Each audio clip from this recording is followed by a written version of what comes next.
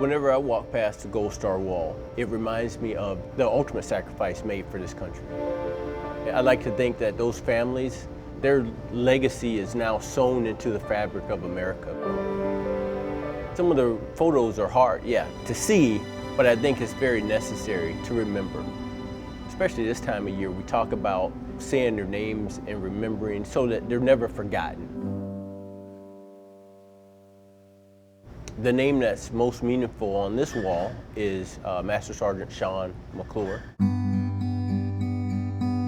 He's my brother, my best friend. He was my best man and the best of us. I wear his bracelet. It says, "A brother above all brothers." And I happen to have 6 brothers. And, you know, he ranks top of all. If you ask my son to this day who his favorite uncle is, he'll say Shawn. Although there's no blood tie amongst us, we've shared both blood, sweat, and tears, and that's our bond. Here's what I see in the picture of Shawn. I see a brother, I see a father, I see a best friend, and I see a hero. We actually met in basic training. His name is Shawn McClure, I'm Shawn McFaden, so you know, we spent a lot of time in line in alphabetical order together. And we happened to go to our first duty station together. We spent, I think, the first 8 years of our military career at the same locations.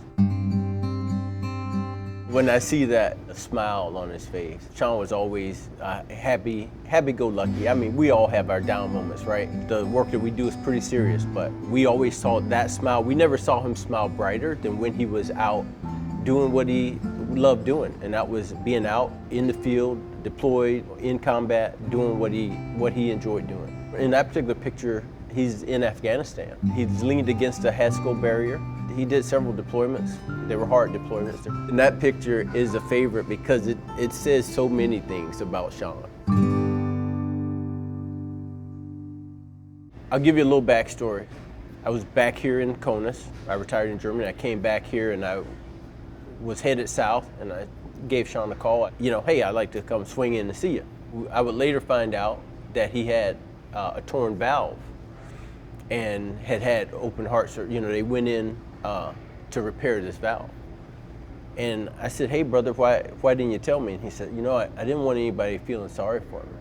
And he got the valve repaired, or so we thought, right? And he went on about his business. He was jumping, he was doing everything that Special Forces guys do. He'd done halo jumps and everything after this surgery. I think once he got back out to 7th Group, where he was assigned down in Florida, he got his team ready. They went out on deployment, and while he was there running and gunning, as you will, in a training environment with the Honduras military, his heart gave out. One thing that people should know about Shawn is that he showed up. He showed up in military service when he was out in combat as a civilian. In the case of my son found himself in some trouble, and at the time I couldn't get there for him, and Shawn was closer than me. He said, hey, do I need to throw my uniform on and go stand in court with him for you? And that was not just for my son, but he did it for his girlfriend's son at the time. He drove 16 hours to Michigan to stand in court with this young man to say, hey, Your Honor, he's going to come stay with me. I'll be that role model, that discipline for him. Yeah, just great guy.